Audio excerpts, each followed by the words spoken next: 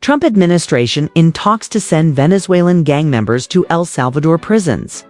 The Trump administration is in talks with El Salvador to revive an agreement that allows the U.S. to send non-Salvadoran migrants to the Central American country.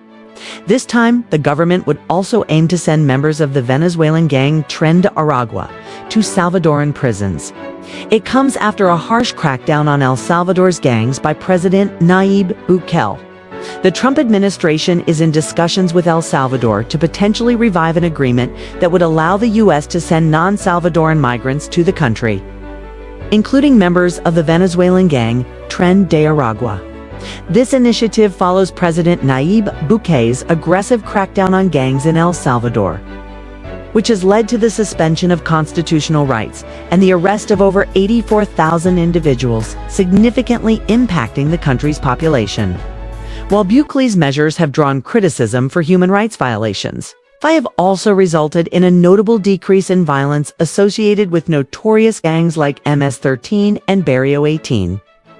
Critics of Bukele argue that he has undermined the system of checks and balances in El Salvador, particularly after his loyal lawmakers removed Supreme Court justices who opposed consecutive re-election, which is constitutionally banned.